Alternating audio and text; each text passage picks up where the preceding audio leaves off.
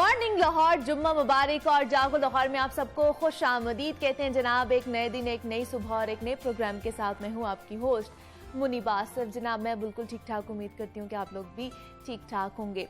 कल रात जनाब मैंने एक मौजू पर कुछ लिखने की कोशिश की तो सोच और ख्यालात में इस कदर मैं उलझ गई, कंफ्यूज हो गई कि कई टॉपिक्स जो थे वो आपस में मिक्स हो गए। लेकिन खैर मैंने वो तहरीर अपनी मुकम्मल तो कर ली, लेकिन इस बात पर गौर करने से एक नई चीज़ जो है वो मेरे सामने आई कि हमारी ज़िंदगी में बेसुकूनी की जो वजह होती है वो कंसंट्रेशन का ना होना होता है। हम ठीक से फोकस नहीं कर पा रहे होते हैं किसी चीज़ के ऊपर, बहुत से ख्यालात उस वक्त हमारे जहन में एक साथ चल रहे होते हैं जिसकी वजह से एक चीज़ पर फोकस नहीं रहता है हमारा। और अगर हम उस चीज़ पर काबू पा लेना तो हमारी जो जहनी सुकून है हम उसको हासिल कर सकते हैं, क्योंकि जब वो फोकस नहीं होता तो हम लोग बेचैनी का शिकार हो जाते हैं।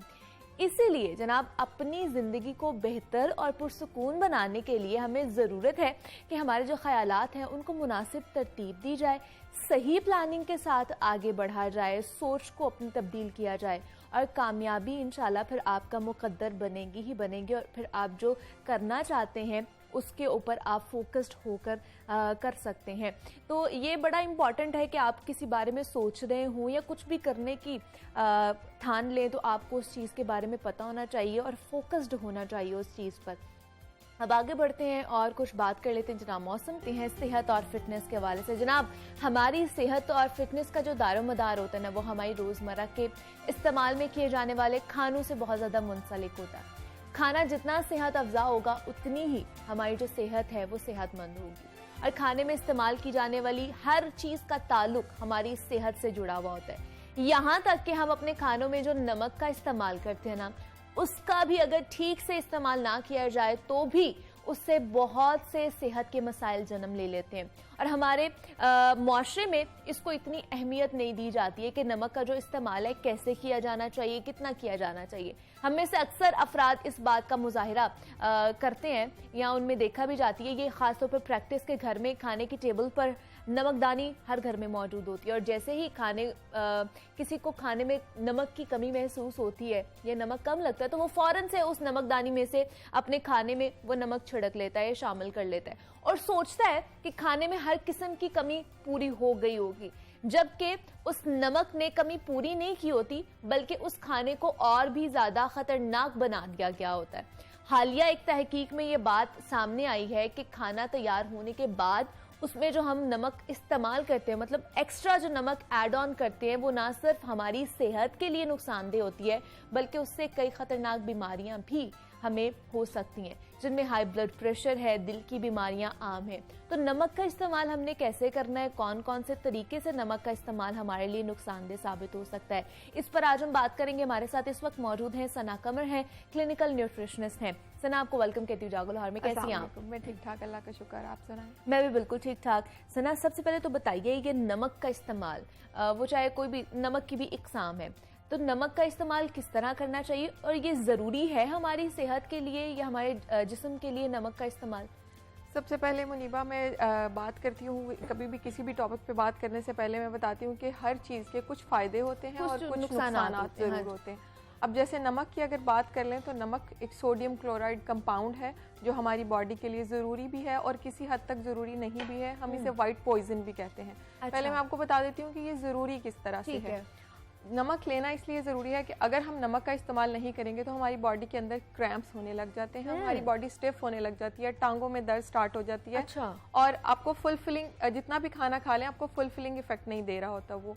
तो इसलिए नमक का इस्तेमाल ज़रूरी है, लेकिन किस हद तक ज़रूरी है और उसको एक्सेसिव अमाउंट में इस्तेमाल करना किस लिए बुरा है। अब एक्सेसिव अमाउंट में हम किस तरह से इस्तेमाल करते हैं, जैसे आपने भी बताया कि खाने के ऊपर हम स्प्रिंकल करके खा रहे होते हैं और इस तरह से हम नमक का ज़्यादा इस्तेमाल कर रहे होते हैं। खाना बना लिया और डेली रिक्वायरमेंट है 23 मिलीग्राम, 2300 मिलीग्राम। अच्छा। यानी 2 ग्राम अगर हम ले रहे हैं नमक, जो हमारा 1 टीस्पून होता है, अगर उतना ले रहे हैं तो इनफ है फॉर द हेल्दी इंडिविजुअल। जो भी हम लोग नॉर्मल हैं, जिनको कोई डायबिटीज़ का मसला नहीं, हाइपरटेंशन का प्रॉब्लम नहीं है, तो तो वो लोग 23 मिलीग्राम है इस्तेमाल कर सकते हैं, फीमेल भी और मेल भी। फिर यहाँ पे बात आ जाती है कि नमक कौन सा इस्तेमाल करना चाहिए। वाइट नमक को तो आजकल कहा जा रहा है कि ये वाइट पॉइजन है। हाँ। बिल्कुल है, लेकिन अगर इसकी जगह पे आजकल हाइप बनी हुई है पिंक सॉल्ट की कि उसका इस्तेमाल कर लें तो वो ज़रा बेहतर रह जाता है। उसमें सोडियम कंटेंट तो कम होता है कंपैरेटिवली, बट उसमें आयोडीन इतना ज़्यादा मिकदार में नहीं होता, और आयोडीन बच्चों की सेहत के लिए बहुत ज़रूरी है। अच्छा। आयोडीन बच्चों की सेहत के इसलिए ज़रूरी है क्योंकि growth and development, brain development में ज़रूरी होता है। तो इसलिए जो नमक है उसी का इस्तेमाल करना चाहिए क्वांटिटी में 1 टीस्पून। अगर हम अपने डेली बेस के सारे खानों में इंक्लूड करके इस्तेमाल करें तो बेहतर है। अब आ जाती है बात बीमारियों वाले लोगों को, यानी जिनको हाइपरटेंशन है, दिल के अमराज है, वो नमक का क्यों इस्तेमाल नहीं करें। अब रिक्वायरमेंट उनके लिए इतनी कम है कि वो रिक्वायरमेंट हमारी जो हम फूड ले रहे होते हैं डेली बेसिस पे, फॉर एग्जांपल हमने ब्रेड खाया है तो उसके अंदर भी सोडियम कंटेंट प्रेजेंट होता है, तो वहाँ से पूरा हो जाता है। अच्छा। तो उसलिए फिर हम उनको क्विट करा देते हैं कि बिल्कुल आपने नमक का इस्तेमाल नहीं करना। तो जो हाइपरटेंसिव पेशेंट होते हैं उनको फिर हम मना करते हैं। दिल के अमराज के पेशेंट को फिर नमक का ज़्यादा इस्तेमाल गुर्दों की बीमारियों में भी मुब्तला कर देता है, और वाटर रिटेंशन एक बहुत बड़ा इसका कॉज होता है। यानी पानी जो है वो आपकी बॉडी के अंदर 70% वाटर है, लेकिन वो रिटेन रहता है, वो उस तरह से डायरेसिस वाला प्रोसेस नहीं हो रहा होता। अच्छा। जिन लोगों को आपने कोई डायरेटिक्स देखे, उनको आप कहते हैं कि इनका जो है एक्सक्रीट आउट हो जाए वाटर, उनके लिए ज़रूरी ये है कि वो अगर नमक का कम इस्तेमाल कर लें तो वो भी बेहतर रह जाता है। बहुत सारे मैं हॉस्पिटल में भी ऑब्जर्व करती हूँ, पेशेंट्स को पता ही नहीं होता कि नमक की इंपॉर्टेंस क्या है।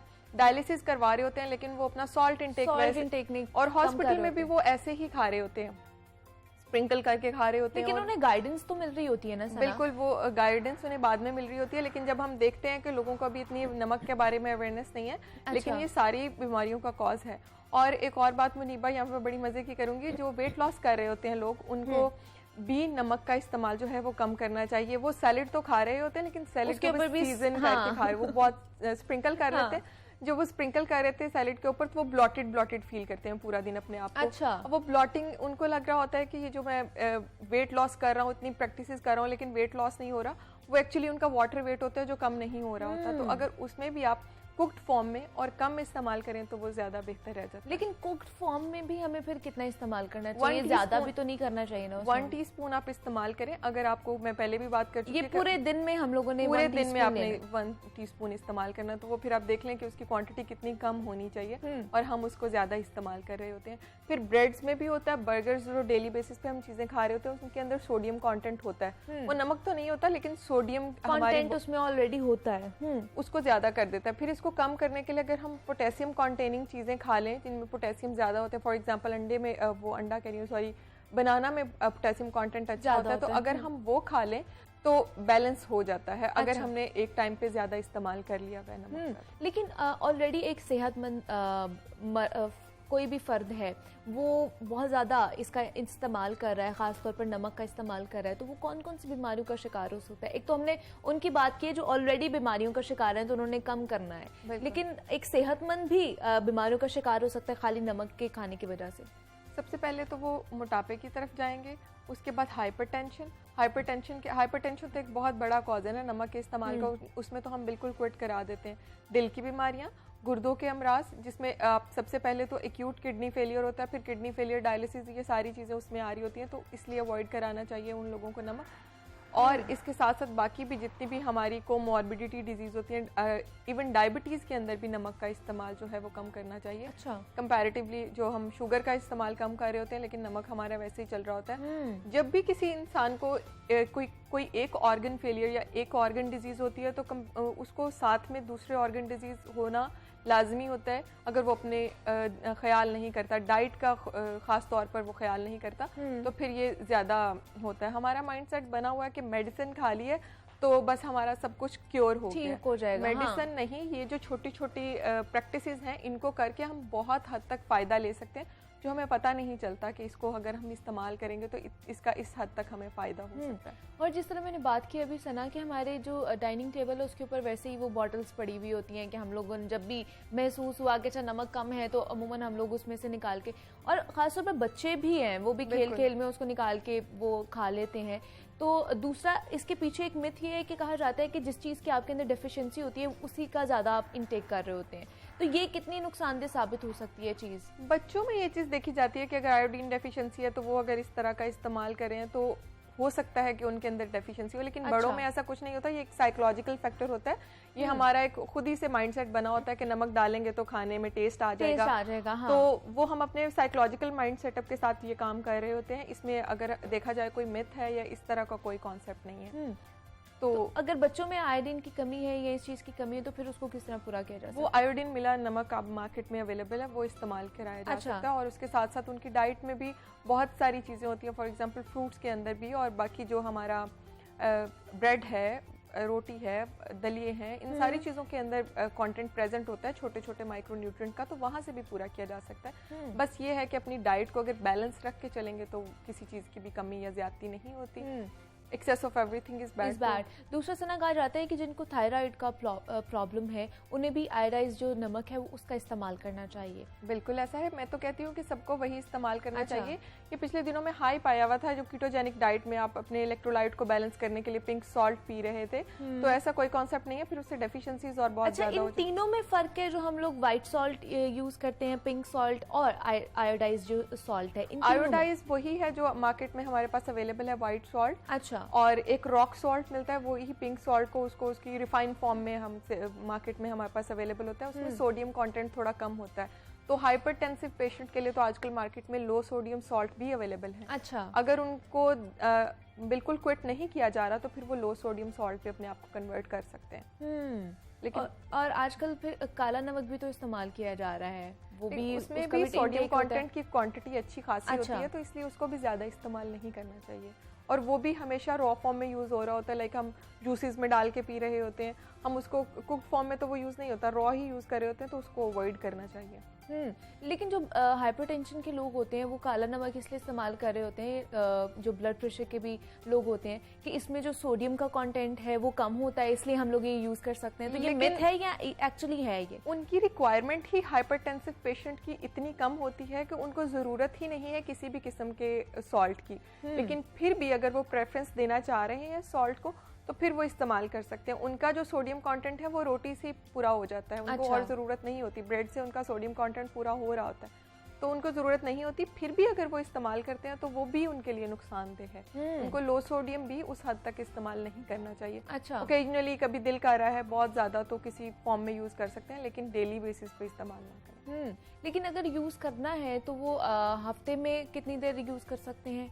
अलाउ किया जा सकता है उन्हें? वीक में 2 बार 1 टीस्पून अगर इस्तेमाल कर लें तो वो ठीक होगा। ये बड़ा ज़रूरी है। तो हम लोग ये तो खाने की बात कर रहे हैं ना कि सना के खाने पे हम लोगों ने एक्स्ट्रा ऐड ऑन नहीं करना है नमक, जो खाने में बना होता है उसमें भी आप लोगों ने जो मिकदार है उसका ख्याल रखना है। लेकिन हम लोग फिर लिक्विड्स पे आ जाते हैं या फिर जूसेस पे भी बनाते हैं, उसमें भी हम लोग नमक ऐड ऑन करते हैं। जैसे कि फालसे का जूस हम लोग पीते तो उसमें नमक एक्स्ट्रा ऐड ऑन किया जाता है, इवन दो कि चीनी भी डाली जाती है। तो ये नुकसानदेह साबित हो सकते हैं उसके अंदर डाल के भी। जब वो इस तरह से करते हैं तो हेल्दी इंडिविजुअल जब नमक वाला जूस पी रहे होते हैं तो उनका सडनली वेट गेन हो रहा होता है और उनको समझ नहीं आ रही होती कि ये वेट गेन, मैं तो जूसेस पे हूँ और मैं मतलब मेरा वेट गेन नहीं होना चाहिए। लेकिन वो वेट गेन की भी यही वजह होती है कि आप नमक का ज़्यादा इस्तेमाल करें और बॉडी में वाटर रिटेन हुआ हुआ है और वो उस तरह से एक्सक्रीट आउट नहीं हो रहा। तो उसको फोकस करना चाहिए कि अगर आप नमक के बगैर या बहुत कम पिंच ऑफ सॉल्ट अगर इस्तेमाल करें तो वो ठीक है, एक्सेसिव अमाउंट में इस्तेमाल ना करें। लेकिन उसका कोई फिर सोल्यूशन भी है कि उस जो वाटर ऑलरेडी उस वजह से हो गया हुआ है कि हम लोगों ने नमक का इस्तेमाल बहुत ज़्यादा कर लिया, उसको एक्सक्रीट आउट किया जा सके? उसका इस सोल्यूशन तो यही है कि मार्केट में या हम जब हॉस्पिटल में प्रैक्टिस करते हैं तो हमारे पास डायोरेटिक्स होते हैं, हम वो देकर एक्सक्रीट आउट करवा लेते हैं। लेकिन अगर तो आप घर पे हैं और आपके पास ऐसा कोई सोल्यूशन नहीं है तो एक दो दिन के लिए अपना नमक जो है वो उसका इंटेक कम कर दें तो वो बिल्कुल ठीक हो जाता है। दूसरा से ना ORS का भी इस्तेमाल आजकल, जैसे मौसम भी है, मानसून का मौसम है और ह्यूमिडिटी बहुत ज़्यादा है, तो लोग जो है ORS का भी इस्तेमाल कर रहे हैं। ऊपर से बहुत से लोग डायरिया का भी शिकार हो जाते हैं, उसमें भी डॉक्टर कहते हैं कि आप लोगों ने ORS का इस्तेमाल करना है। तो उसमें भी बहुत ज़्यादा नमक है, ये सोडियम का, ये नमकियात का इस्तेमाल किया जाता है, उसमें भी एड ऑन होता है। उसमें ना बहुत बैलेंस्ड अमाउंट में हर इलेक्ट्रोलाइट प्रेजेंट है। हमारी बॉडी को इलेक्ट्रोलाइट इम्बैलेंस हो जाता है जब हम डिहाइड्रेशन का शिकार होते हैं, पानी की कमी होती है तो सारे इलेक्ट्रोलाइट इम्बैलेंस हो जाता है। उसमें एक बैलेंस्ड अमाउंट में है। अगर आप 1 लीटर में वो एक पैक जो उन्होंने हाँ। क्लेम किया हुआ है कि एक पैक आपने 1 लीटर में इस्तेमाल करना है, तो अगर वो हम एक पैक 1 लीटर में ही इस्तेमाल कर रहे हैं तो वो बिल्कुल बैलेंस्ड अमाउंट है, वो हमें किसी किस्म का कोई नुकसान नहीं देगा, हमारे इलेक्ट्रोलाइट को बूस्ट अप कर देगा, तो वो बेहतर है। अगर वही साशे हम एक ग्लास में पूरा साशे डाल के पी रहे हैं तो फिर वो हमारे लिए उस तरह से फ़ायदेमंद नहीं है। तो उसको हमने जो क्लेम किया गया है कि 1 लीटर में आपने एक पैक डाल के इस्तेमाल करना है, उस तरह से उसको इस्तेमाल करें और विद इन आप half an hour 1 an hour उसको ख़त्म कर लें, इससे ज़्यादा उसको ना रखें। जब वो अमाउंट बहुत देर के लिए पड़ा रहता है तो फिर उसके जो इलेक्ट्रोलाइट हैं वो उनका ज़ाया होने का खतरा होता है। अच्छा, और जो ब्लड प्रेशर के लोग हैं क्या वो पी सकते हैं ORS? वो पी सकते हैं, लेकिन वही बात है कि वो उसको ज़्यादा इस्तेमाल ना करें। वो ORS का नेमुल बदल घर में बना सकते हैं वो इस तरह से कि लेमन एक 1 लीटर बॉटल है, उसमें लेमन के कम्बाइट, जैसे हम डिटॉक्स वाटर की बात कर रहे होते हैं, तो वो बना के मिंट उसमें ऐड करें, उसमें आप थोड़ा सा हनी, जिंजर, इस तरह की चीज़ें ऐड करके उसको हाफ एन आवर के लिए रेफ्रिजरेटर में रख दें और बाद में इस्तेमाल कर लें, तो वो हमारा ORS का काम कर सकता है। विदाउट सॉल्ट अगर हम लेमनेड इस्तेमाल कर रहे हैं तो वो भी हमारा वही काम करेगा, और अगर उसमें लो सोडियम सॉल्ट भी ऐड कर लें तो वो भी बेहतर ऑप्शन तो वो आप लोगों के लिए बेहतर साबित हो सकता है। अगर आप लोग चाह रहे हैं कि हम बिल्कुल भी सॉल्ट ख़त्म ना कर दें अपनी ज़िंदगी में, तो लो सोडियम सॉल्ट भी मार्केट से मिल जाता है, आप वो इस्तेमाल कर सकते हैं। हमारे साथ सना कमर क्लिनिकल न्यूट्रिशनिस्ट मौजूद थी। सना, थैंक यू सो मच, आपका टाइम आपने हमें दिया। और जनाब, खासतौर पर नमक के हवाले से हमने बात की है कि नमक की वजह से कौन कौन सी बीमारियों का शिकार हो सकते हैं और कौन कौन से लोगों को नमक खाने से अवॉइड करना चाहिए, इस पर बात की। यहाँ पे एक छोटी सी ब्रेक लेते हैं, आपने कहीं नहीं जाना, मिलते हैं इस ब्रेक के बाद।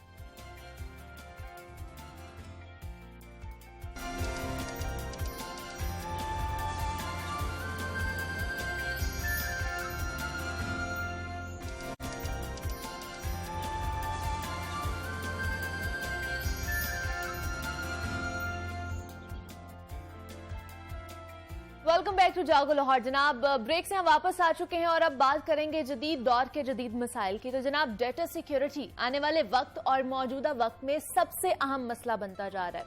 अक्सर लोगों के लिए उनका स्मार्टफोन दुनिया तक रसाई का जरिया होता है, लेकिन अगर ये दूसरों के लिए आपकी निजी जिंदगी में घुसने का जरिया बन जाए तो जनाब क्या ही हो। क्या आपने कभी सोचा है कि आपकी जो जेब में एक जासूस बैठा हुआ है? तसव्वुर करें कि अगर हैकर आपके फोन पर जासूसी का एक सॉफ्टवेयर लगा दे जिससे उन्हें हर चीज तक की रसाई हासिल हो जाए, बशमूल इनक्रप्टेड जो पैगामात हम जो भेजते हैं और हमें लगता है कि इन तक कोई भी रसाई हासिल नहीं कर सकता, तो उन तक भी पहुंच सकते हैं। हमारे फ़ोन, हमारे माइक्रोफोन, हमारे कैमरे को भी इस्तेमाल किया जा सकता है उन हैकर्स की जानिब से। ये इतना भी मुश्किल नहीं है जितना आप लोगों को लग रहा है, और हमने ऐसे ही ठोस शवाहिद देखे हैं जिनके मुताबिक दुनिया भर में सहाफ़ियों, कारकुनान और इवन दो के वकीलों के काम की निगरानी करने के लिए ऐसे सॉफ्टवेयर का इस्तेमाल किया जाता है। और तो और अक्सर लोग तो इसका इस हद तक इस्तेमाल करते हैं कि उनकी और दूसरों की जो जिंदगी है वो भी खतरे में पड़ जाती है। जदीद दौर के मसाइल भी जदीद ही हैं। हम अक्सर अपने फ़ोन का इस्तेमाल बेदरेग होकर कर रहे होते हैं कि हमारा फ़ोन है, हम जो चाहे करें, उसमें रखें और जैसे चाहे उसे इस्तेमाल करें, लेकिन ऐसा नहीं होना चाहिए। आपके फ़ोन से आपकी जो तस्वीरें हैं वो लेके उनको अपने मकासद के लिए गलत इस्तेमाल भी किया जा सकता है। कौन कौन सी गलतियां हैं जो हम अपने फ़ोन इस्तेमाल करते हुए करते हैं, और डेटा सिक्योरिटी की जब जनाब हम बात करते हैं तो उसमें कौन कौन सी चीज़ें शामिल होती है। क्लाउड कंप्यूटिंग की आज टर्म बहुत ज़्यादा यूज़ हो रही है, तो ये दर हकीकत है क्या, इसको किस तरह इस्तेमाल किया जा सकता है, इस पर आज हम डिटेल में बात करेंगे। हमारे साथ इस वक्त मौजूद हैं कासिम अली शाह साहब हैं, उनको कौन नहीं जानता है, मारूफ उस्ताद हैं, और उनके साथ हमें आज ज्वाइन किया है नूर अब्बास मिर्जा हैं, डेटा सिक्योरिटी एक्सपर्ट हैं। नूर साहब, आपको भी वेलकम कहती हूँ, शाह साहब आपको भी वेलकम कहती हूँ। शाह साहब, आप इसे स्टार्ट कर लेते हैं। आजकल ये डेटा क्लाउडिंग कंपाउंडिंग जो है, क्लाउड कंपाउंडिंग जो टर्म है वो बहुत ज़्यादा यूज़ हो रही है। ये है क्या एक्चुअली? डेटा किस तरह सेव किया जा सकता है आज के दौर में जो इतना जदीद दौर हो चुका है? अच्छा देखें, एक तो एक बड़ी अहम चीज़ को समझना ज़रूरी है कॉमन सेंस के लिए। मैं चाहूँगा क्योंकि नूर तो बहुत एक्सपर्ट हैं, ये तो टेक्निकली बहुत ज़्यादा बेहतर जानते हैं चीज़ों को, लेकिन मैं बड़े एक बुनियादी चीज़ें लोगों को बताना चाहूँगा जिसके ज़रिए आपकी ज़िंदगी बड़ी आसान हो सकती है। देखिए, किसी ज़माने में सोना, चांदी, लैंड ये बहुत बड़ी एक एसेट मानी जाती थी, और ये आज भी कई जगहों पे एसेट की शक्ल ही है इसकी। लेकिन वक्त के साथ साथ जैसे जैसे दुनिया में तरक्की हो रही है, एग्रीकल्चर दौर से हम इंडस्ट्रियल दौर की तरफ चले गए, इंडस्ट्रियल दौर से हम आईटी की तरफ आ गए, और ये आईटी का दौर जो है बड़ी तेजी के साथ आर्टिफिशियल इंटेलिजेंस की तरफ जा रहा है, और दुनिया बड़ी तेजी के साथ ऑटोमेशन की तरफ जाती जा रही है। यानी चीजें खुद ब खुद अब सिर्फ एक कमांड देने से, देखें एक डिवाइस है अलेक्सा घर में पड़ी है, उसमें आवाज देते हैं, मैसेज ड्राइवर को भी चल जाता है, गाड़ी भी टाइम पे रेडी हो जाती है। अब यहाँ जमाना पहुंच गया, और ये आपके मोबाइल फोन भी मुकम्मल एक कंप्यूटर है, इसे कम ना माना जाए। इस जमाने में एक बड़ी अहम चीज, बड़ी कीमती चीज, और बड़ी ही मैं समझता हूँ सिक्योर करने वाली चीज आपके डाटा है। अब देखिए अगर फर्द वाहिद है तो उसका मोबाइल का डाटा है। हाँ जी। उस डाटा में नंबर पड़े हुए हैं, उसमें तस्वीरें हैं, उसमें पासवर्ड लोगों ने मोबाइल में रखे होते हैं, समटाइम डॉक्यूमेंट्स फाइल भी इसमें रखी होती हैं, कुछ इंपॉर्टेंट ऑडियो मैसेजेस भी इसमें रखे होते हैं। अच्छा, अब बड़ी दुनिया ऐसी है जिनका वो बिजनेस है, बड़ी दुनिया ऐसी है, पाकिस्तान में बेशुमार ऐसे बिजनेस है, और वो बिजनेस के पीछे कहीं ना कहीं डाटा बैंक होता है। लाइक आप एक न्यूज चैनल पे बैठे हुए हैं, इन वीडियोस का एक डाटा बैंक है। हाँ जी। हम सारे जो गेस्ट आते हैं, हमारा एक डाटा है, डाटा बैंक है। एक प्रोफाइलिंग हुई हुई है, फिर आपकी न्यूज की प्रोफाइलिंग है, फिर आज का एक रिकॉर्ड है, वो रिकॉर्ड कहाँ सेव किया जाएगा, वो रिकॉर्ड उसके बाद यूट्यूब पे भी जाएगा। अच्छा, हम ये समझते हैं कि यूट्यूब पे चला गया जी, बड़ा मसला हल हो गया। हाँ। आप जरा गौर करें कि यूट्यूब पाकिस्तान में उसके सर्वर्स नहीं है, आपके व्हाट्सएप के बैकएंड जो सॉल्यूशंस हैं वो चीजें सारी यहाँ नहीं पड़ी हुई, यहाँ पे नहीं है। हाँ आपकी फेसबुक सब चीजें, हम बड़ा खुश हो रहे हैं जी, हमारी एसएस हमारे पास है, फेसबुक पे चीजें पड़ी हुई हैं। ये सब के सब डाटा सेंटर्स दूसरे मुल्कों में पड़े हुए हैं। किसी का सर्वर इंडिया में पड़ा हुआ है, किसी का सर्वर जो है अमेरिका में पड़ा हुआ है, किसी का डाटा जो है, असल में देखिए उन्होंने आपको सर्विस दी है, सर्विस देने के बाद आपको सर्विस देने के बाद डाटा आपका उनके पास है। अल्लाह ना करे वो डिलीट हो जाता है, अल्लाह ना करे वो मिसयूज हो जाता है। अब देखें स्ट्राइक्स आ जाती हैं, कोई कॉपीराइट क्लेम आ जाता है। मेरा फेसबुक पेज 35 लाख का पेज है, तो पिछले साल में कोई वायलेशन होगी टीम से। अच्छा। 35 लाख का इतना बड़ा ऑर्गेनिक ओरिजिनल पेज जिसको हमने डॉलर लगा के इंप्रूव नहीं किया, वो वायलेशन हुई, उन्होंने हमारे पेज की रिस्ट्रिक्शंस की और उसकी जो रीच थी वो बहुत कम हो गई। अब हम ईमेल कर करके थक गए।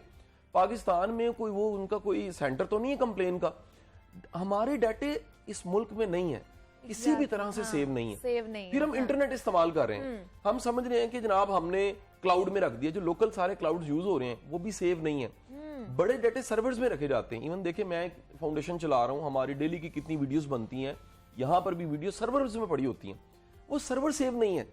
तो आज के जमाने में अपने डाटे को सेव करना, अब आप छोटी सी मिसाल लें, एक प्रोग्राम ये जो प्रोड्यूस हो रहा है आपका 2 घंटे का प्रोग्राम है, 2 घंटे के प्रोग्राम की अगर कॉस्ट निकाली जाए लाखों में बनती है।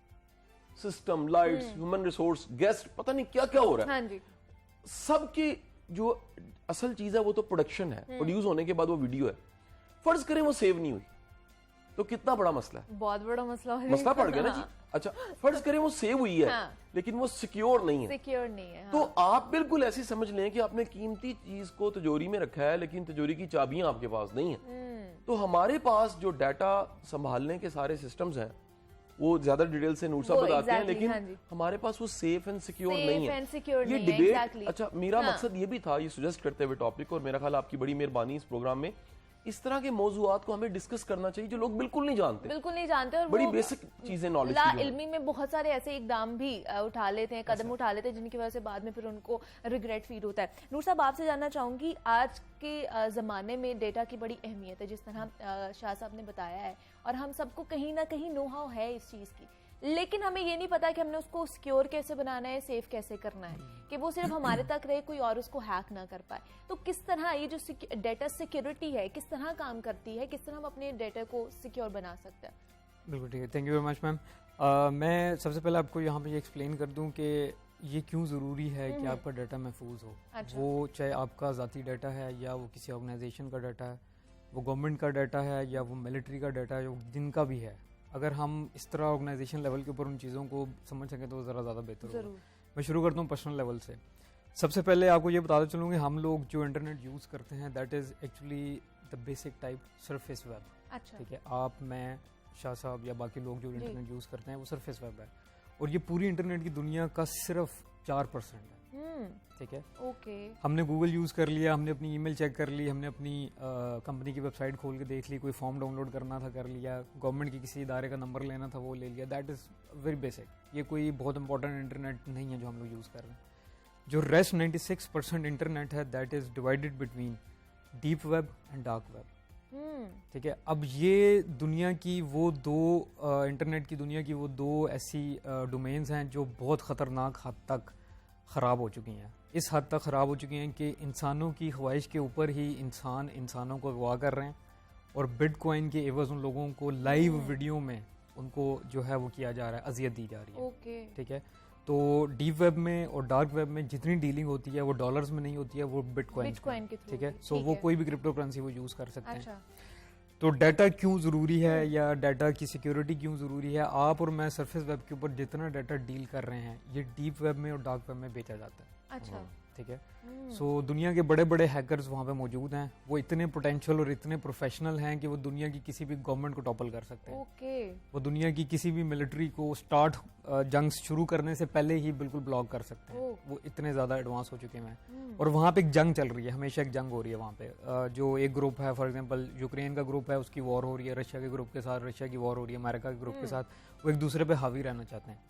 तो आप सोचेंगे कि आपका डाटा या मेरा डाटा या शादी का जो डाटा है वो उनके किस काम का है? वो उनके किसी काम का नहीं है उस वक्त तक जब तक कि वो उस डाटा में से एक्चुअल चीज़ ना आउटपुट निकाले। फॉर एग्जांपल शादी हमारे मुल्क में एक शख्सियत है, जी जी, वो शादी को मैनिपुलेट कर सकते हैं। अच्छा, ठीक है। ठीक है। आप मीडिया से ताल्लुक़ रखती हैं, मीडिया सबसे ज़्यादा अटैक किया जाता है। ठीक है। उनको मैनिपुलेट किया जा सकता है, आपकी एक्चुअल ट्रांसमिशन मैनिपुलेट की जा सकती है। ओके।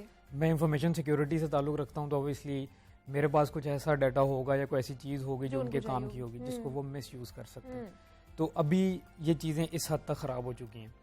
प्रॉब्लम ये है कि हम लोग सिर्फ इसके ऊपर बात करते हैं। हमसे पहले भी, इस प्रोग्राम से पहले भी मेरा ख्याल है पाकिस्तान में 2-3 दफ़ा बड़े बड़े जो तजिया निगार हैं उन्होंने डार्क वेब के ऊपर बात की थी, लेकिन उनकी बात को कोई वैल्यू नहीं दी गई है। अनफॉर्चुनेटली डार्क वेब या deep web is not a good thing to go.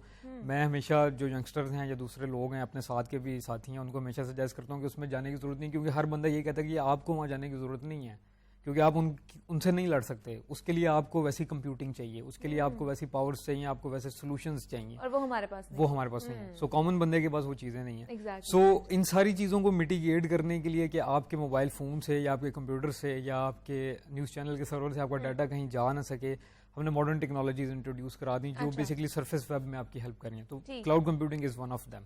Okay. So आप अगर सेटिस्फाइड नहीं हैं कि जी हम इस कंप्यूटर में डाटा नहीं रखना चाहते या हम इस मोबाइल में डाटा नहीं रखना चाहते हैं, तो आप इसको स्विच करें क्लाउड कंप्यूटिंग अंदर। So cloud computing is actually restored for you only. लेकिन वो क्या सेफ एंड सिक्योर है 100%? बिल्कुल, cloud computing safe and secure है उस वक्त अगर वो होस्ट हो रही है पाकिस्तान में मौजूद किसी डाटा सेंटर से। अच्छा। अभी हम जो सर्विसेज ले रहे हैं वो फॉरेन कंपनीज हाँ हैं, जी, ठीक है। वो कंपनीज यूएस में बेस्ड हैं। उन कंपनीज ने अपनी जो डिजास्टर रिकवरी साइट्स हैं या उन्होंने अपने जो एडिशनल सर्वर्स हैं वो इंडिया में किया। आपको पता है इंडिया हमसे टेक्नोलॉजी में बहुत आगे है, बहुत। सो इवेंचुअली हो सकता है कि आप बहुत सारी सर्विसेज इंडिया के थ्रू ले रहे हैं, हु नोज, ठीक है, हमें नहीं पता।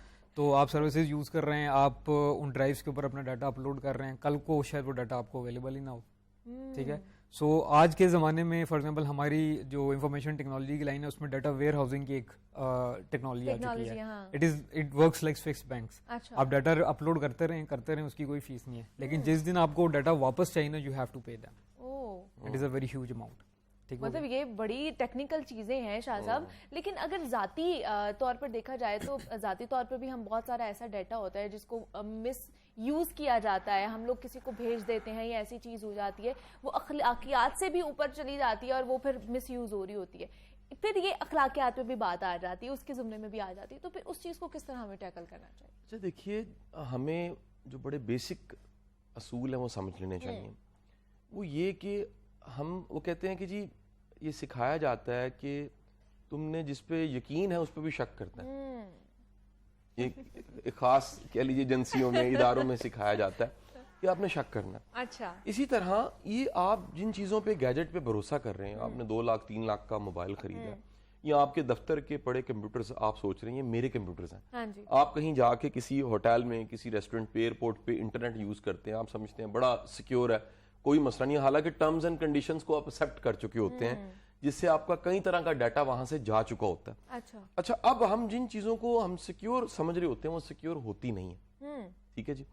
दूसरी बात ये है, देखिए, इदारा, इंस्टीट्यूशन, कंपनीज, ऑर्गेनाइजेशन, बाहर सिर्फ गार्ड खड़े करना ये सिक्योरिटी नहीं है। हाँ जी। नई टर्म साइबर सिक्योरिटी की आ चुकी है। अब आपकी चीज़ें, आपका डाटा, आपकी सीक्रेट्स, आपकी पॉलिसीज, आपकी बड़ी चीज़ें जो आपने संभाली हुई हो कितनी सिक्योर है, उतने आप कॉन्फिडेंस आपका, कॉन्फिडेंट होने का बड़ा गहरा ताल्लुक सिक्योरिटी के साथ है किसी भी तरह की। आप एक लम्हे के लिए सोचिए, आपका सेलफोन ओपन पड़ा हुआ है, हाँ जी, और आप किसी रेस्टोरेंट में बैठे खाना खा रहे हैं किसी के साथ, और आप ओपन सेलफोन छोड़ के वॉशरूम की तरफ चले गए, आपको ख्याल आया तो आपकी हालत क्या होती है? आपको होता है कि मेरा सेलफोन मिसयूज ना हो जाए। ऐसी है ना जी? कोई सेंसिबल बंदा अपना सेलफोन, ये सब सुनने वाले ये जरूर समझे, कोई सेंसिबल बंदा अपना सेलफोन आप ही है, ये आपकी जिंदगी का सबसे इंपॉर्टेंट चीज है, ये 100% रिफ्लेक्ट करता है आपकी तलाश के। एग्जैक्टली, हाँ जी। मैं तो लोगों को कहता हूं, देखें यूट्यूब पे जो आप सर्च कर रहे हैं ना, उससे आपकी पूरी पर्सनैलिटी पता लग जाती है। आपने जो लेटेस्ट वीडियो 10 देखी है ना, उससे पता लग जाता है आपके अंदर तलाश किस चीज की है। आप गूगल पे बार बार जो सर्च कर रहे हैं उससे पता लग जाता है। अब एक साहब के पास में बैठा, मैंने कहा जी वो अपना ना जरा सेलफोन दिखाइए, मैं आपकी कुछ चीजें आपके बारे में बताना चाहता हूँ। वो कहते चैट तो नहीं चेक करेंगे? मैं कहा जी मैं चैट नहीं चेक करूंगा। मैंने जस्ट गूगल किया और उसके बाद उन्हें मैं 3 बातें मैंने बताई। मैंने कहा जी आपकी जो कमर की दर्द है उनसे 1 हफ्ता हो गया ठीक नहीं हो रही। उसने कहा आपको कैसे पता है? मैंने कहा जी दूसरी बात ये है कि आपने ना मेरा ख्याल है पेरिस जाने का प्लान है, पेरिस के हवाले से कुछ। वो कहता है आपको कैसे पता सारा? मैं कहा जी आपकी गूगल सर्च में चीजें पड़ी हुई हैं। कहता है वाकई मेरी कमर पेन है, मैं सर्च कर रहा था कि 7 डेज अगर हो गए हैं तो कमर की पेन के बारे में मुझे क्या करना चाहिए, और पेरिस के बारे में पिक्चर निकाल रहा था। सो आप जो तलाश कर रहे हैं वो वहां पड़ा है। और नूर वाली बात कि वो आपकी एक सरफेस है जिस पे आपने चीजें रखी हैं, उसमें से कितनी सिंक होके नीचे जानी है, वो कहीं ना कहीं यूज होनी है। सोसाइटी में ट्रेंड्स क्या चल रहे हैं कैसे पता लग जाता है? आर्टिफिशियल इंटेलिजेंस से पता लग जाता है। पीछे दुनिया में बड़े बड़े एनालिस्ट बैठे हैं, बड़े बड़े एक्सपर्ट बैठे हैं। कैसे पता लग जाता है किस चीज की सेल ज्यादा है, किस चीज की सेल बढ़ा देनी है, किस चीज का ट्रेंड बढ़ रहा है, किस तरह के लोग आ रहे हैं, किस तरह के यंगस्टर्स आ रहे हैं। ये जितनी नेगेटिव चीजें हैं, डाटा उसमें हाईली सपोर्ट करता है, ट्रेंड्स को बनाने में, बुराई को फैलाने में, खास तरह की मेंटालिटी पैदा करने में, शिद्दत को बढ़ाने में, अफवाह को फैलाने में, एंगलिंग करने में, प्रोपेगेंडा में, इन सब चीज। और इवन देखिए आप कर रहे होते हैं पॉलिसीज बना के फैसले, अगर आपका डाटा लीक हो गया, इसका मतलब है वो इदारे में 2 चीजें बड़ी इंपॉर्टेंट होती हैं। और एक है आपने देखा होगा हमारे पाकिस्तान में तो वैसे ही बहुत ज्यादा होता है। पाकिस्तान में तो FBI का हुआ एक दफा मैंने, दुनिया में भी वैसे पेंटागन तक के वो हैक हो गए, हैकर्स ने हैक कर लिए। लेकिन देखें वक्त के साथ साथ आज के प्रोग्राम का बुनियादी मकसद क्या है? हमें सुनने वाला फर्दे वाहिद अपने डाटे को सिक्योर करे। और जो इदारे हैं, कंपनीज हैं, खुदारा लेकिन ये नॉलेज हमारे पास भी आया तो हमने अप्लाई करना शुरू किया।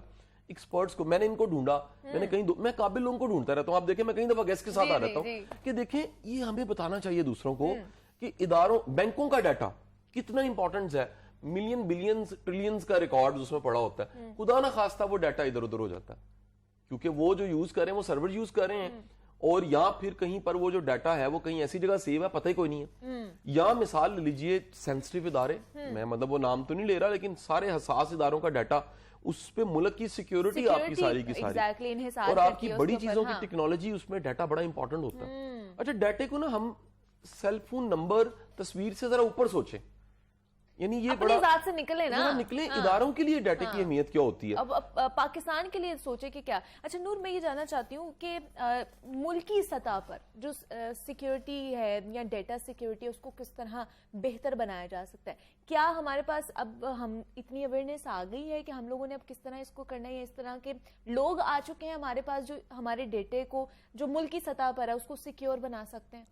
बिल्कुल, मैं आपको बता देता हूँ। असल में जो मुल्की सतह पे डाटा और इंफॉर्मेशन की सिक्योरिटी है उसके लिए आपके पास बड़े मखसूस इदारे होते हैं।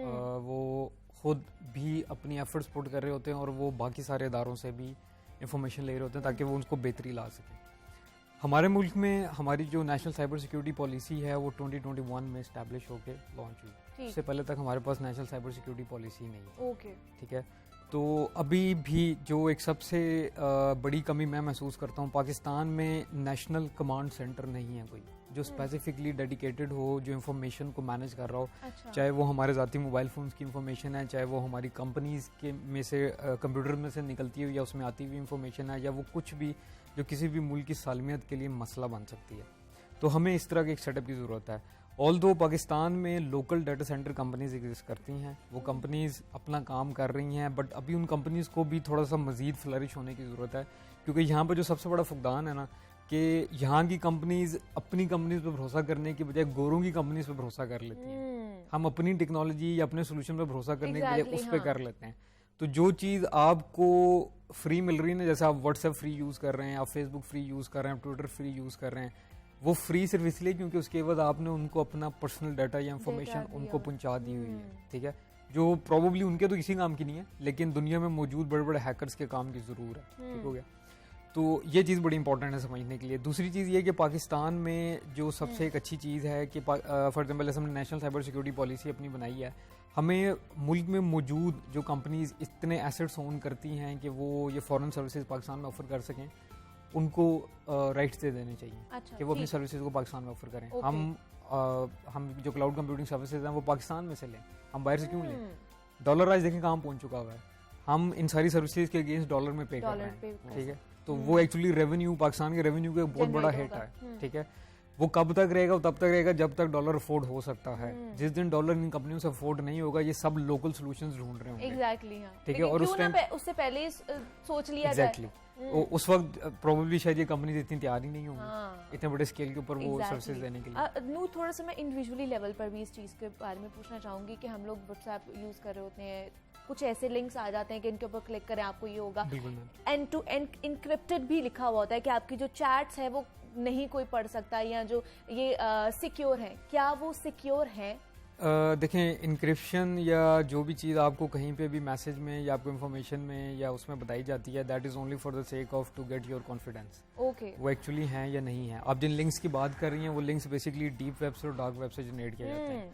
मैं आपको मजे की बात बता देता हूँ कि पाकिस्तान की किसी कंपनी का नाम लेके लिंक भेजा जाता है कि जिस कंपनी का आपको बड़ी मारूफ कंपनीज होती हैं, 90% लिंक्स कभी पाकिस्तान में इनिशिएट ही नहीं हुए थे।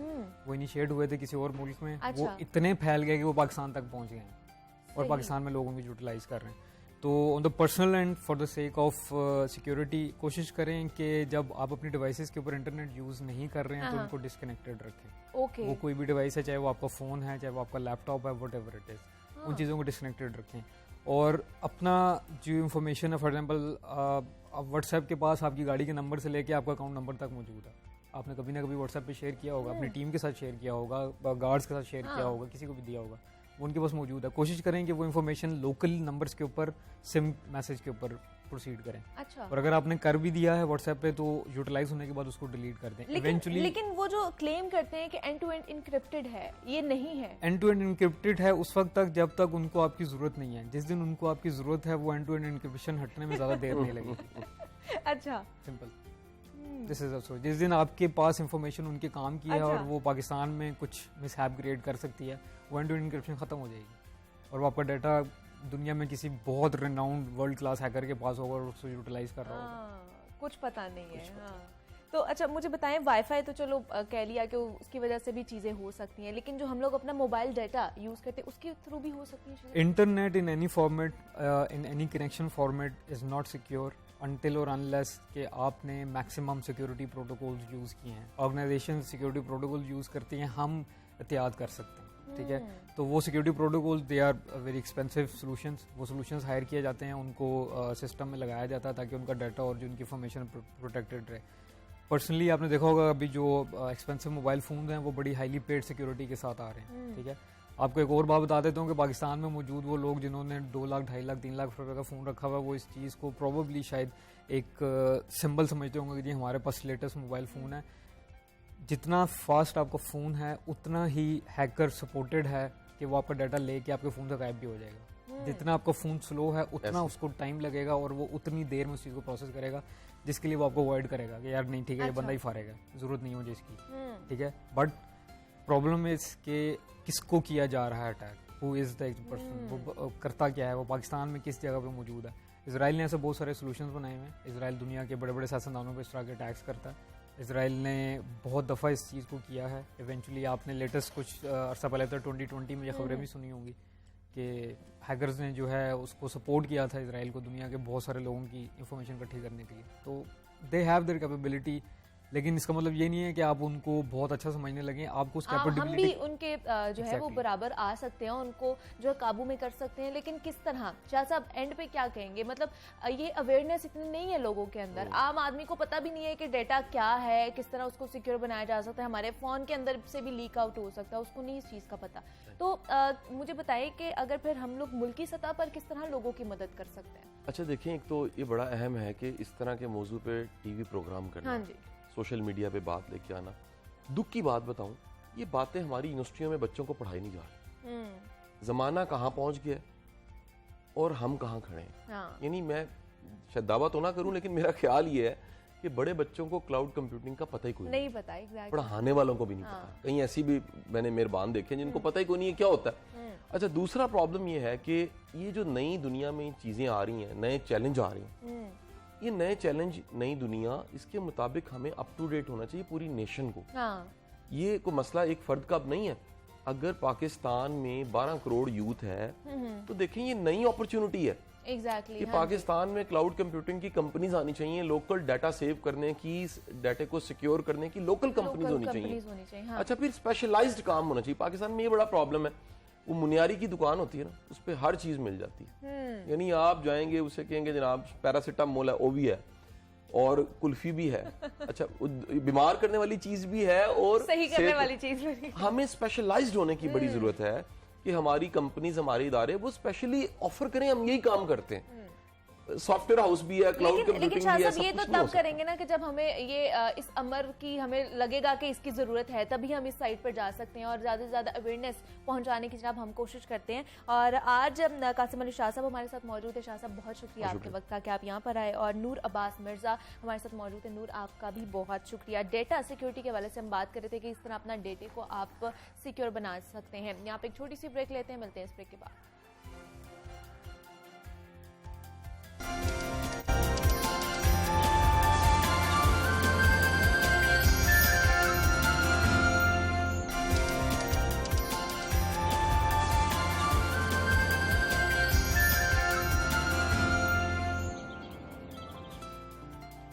वेलकम बैक टू जागो लाहौर। जनाब ब्रेक से वापस आ चुके हैं और सेगमेंट है हमारा लाहौर की दुनिया, जिसमें हमारी कोशिश होती है कि जनाब उन मसाइल का जिक्र किया जाए जिनका ताल्लुक इस शहर में मौजूद उन लोगों से है जो इस मुल्क के असल हकदार हैं, लेकिन उनको उस कदर परेशान और खार किया जा रहा है कि वो अपने ही मुल्क में रहते हुए हर तरह की मुश्किलात का शिकार हैं। इलेक्शन आते हैं तो यही लोग इलेक्शन का हिस्सा भी बनते हैं और अपने लीडर की सपोर्ट में इस हद तक आगे निकल जाते हैं कि आप लोगों ने देखा होगा कि लड़ाई मार कुटाई तक बात पहुंच जाती है। और जब उनके लीडर इक़्तिदार के ऐवानों में बैठ जाते हैं और उनके जो मसाइल होते हैं वो जूं के तूं बरकरार रहते हैं, तो सोचें उन कारकुनान पर क्या गुजरती होगी। जनाब आज के रोज भी हम लोग एक ऐसे ही मसले को डिस्कस करने वाले हैं जिससे हम में से हर कोई किसी ना किसी तरह जुड़ा हुआ है। गैस हर घर की जरूरत है, लेकिन अफसोस कि हमारे शहर लाहौर में वो गैस नापैद हो चुकी है और लोग एलपीजी के इस्तेमाल करने पर मजबूर हो चुके हैं। और बाकी तमाम तर माफियाज की तरह एलपीजी माफिया ने भी बगैर किसी नोटिफिकेशन के हर बार की तरह इस बार भी एलपीजी की कीमतों में मन मर्जी से इजाफा कर दिया है। एलपीजी माफिया की जानिब से एक और बम गिरा दिया गया है और 24 घंटों में दूसरी बार खुद साख्ता इजाफे ने अवाम की चीखें निकलवा दी है। क्यों एलपीजी माफिया पर हाथ नहीं डाला जा रहा? कौन है जिसके मन मर्जियां ये चल रही हैं और मन मर्जी का इजाफा किया जाता है? हुकूमत वक्त क्या कर रही है? इस सब पर आज हम बात करेंगे। हमारे साथ इस वक्त मौजूद हैं इरफान खोखर साहब, हैं चेयरमैन हैं एलपीजी डिस्ट्रीब्यूशन एसोसिएशन के। इरफान साहब, आपको वेलकम कहती हूँ जागो लाहौर में। कैसे हैं आप? अल्लाह कैसा, शुक्र अल्लाह। इरफान साहब, एक ही दिन में मतलब 24 घंटे में 2 बार इजाफा किया गया है एलपीजी की कीमतों में, क्या वजह है? मतलब एक बार अभी हजम नहीं हो रहा तो दूसरी बार भी इजाफा कर दिया गया। तो कहते हैं बात तो सच है, बात है रसवाई की। ये अभी तो इस पार्टी शुरू हुई है, आज फिर कीमत बढ़ने जा रही है। अच्छा। अफसोस की बात है, अब क्या करें, ये गरीब का फ्यूल 10 रुपए दोबारा बढ़ेगी।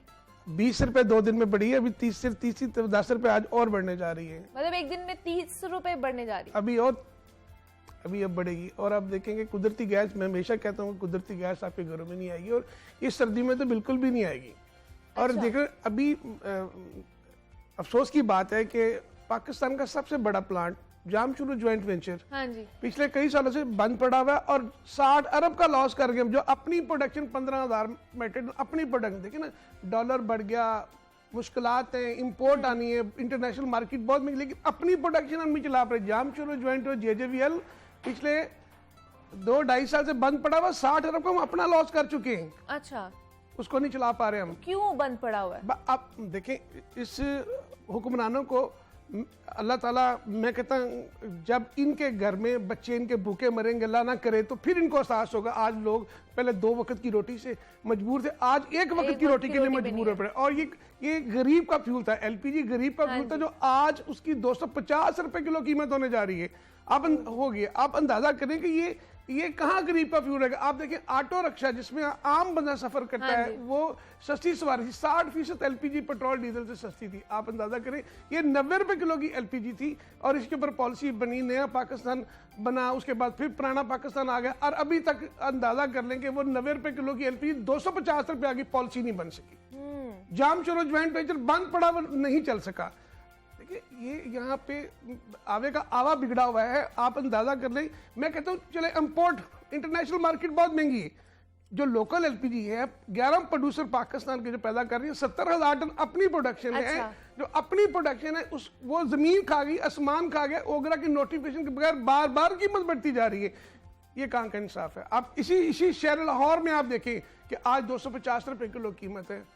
मैं डिप्टी कमिश्नर साहब की तरफ देख रहा हूँ, यहाँ पे तारक ज़मान साहब होते थे, उन्होंने कीमत को कंट्रोल करने के लिए उन्होंने बहुत अच्छा एक्शन, उसको क्या प्लांट बंद कर दिए, लेकिन शहर के LPG को पूरा किया। लेकिन मुझे डिप्टी कमिश्नर साहब की तरफ देख रहे हूँ, हम उनको कोई हाथ डालने वाला नहीं है। बात यह कि गरीब दुकानदार के ऊपर नजला गिरेगा, गरीब दुकानदार को पकड़ा जाएगा। मेरी तमाम LPG वालों से रिक्वेस्ट है कि 220 रुपए किलो ओगरा का मुकर्रर करदा जुलाई की कीमत है, LPG महंगी ना खरीदे और ना बेचें। अच्छा। एसोसिएशन किसी भी एक्शन पे आपके साथ नहीं होगी। हम गवर्नमेंट की रेट को कायम करना चाहते हैं, हम चाहते हैं वहां को गैस सस्ती मिले, लेकिन मेरी हुकूमत वक्त और डिप्टी कमिश्नर लाहौर से गुजारिश है कि आप देखें हमारे शहर की सप्लाई को इंश्योर करें और ओगरा की मुकर्रर करदा कीमतों पे करें, क्योंकि ओगरा ने आर्टिकल 29 के तहत इख्तियारात डिप्टी कमिश्नर साहब को दिए। नहीं तो ये नोटिफिकेशन जारी नहीं हुआ? नहीं, बिल्कुल कोई नोटिफिकेशन। देखिए नोटिफिकेशन 1 जुलाई को आया, जिसमें 220 रुपए किलो कीमत है। अच्छा।